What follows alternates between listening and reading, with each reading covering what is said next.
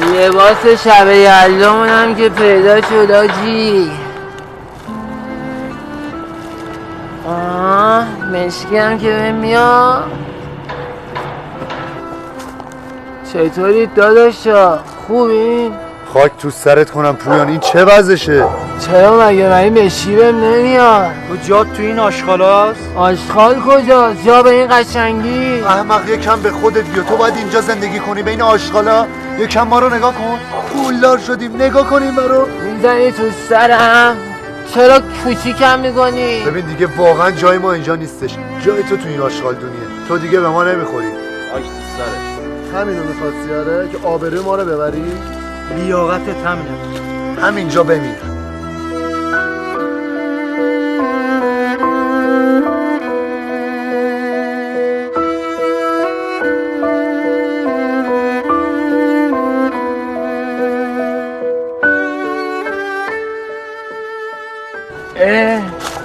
این چی اینجا حاجی؟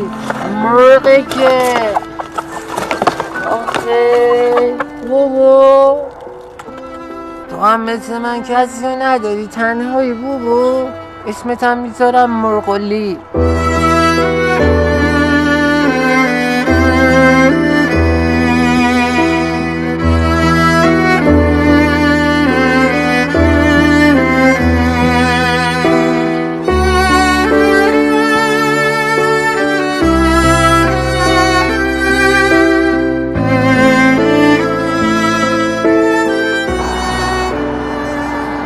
الو سلام. آقا نیما، شما؟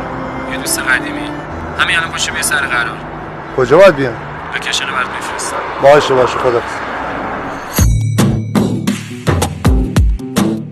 چالا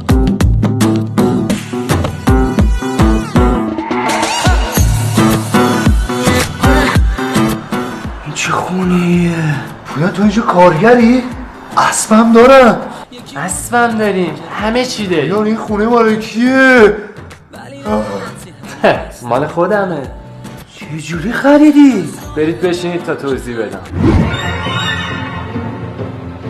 اون روز که شما منو ول کردید رفتید، من یه مرغ پیدا کردم. مرغ منو برد پیش دوستش توی دهکده مرغ.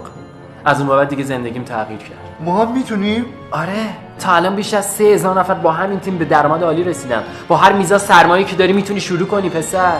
لطفاً غذای ویژه. خیلی ممنون. تخم مرغ.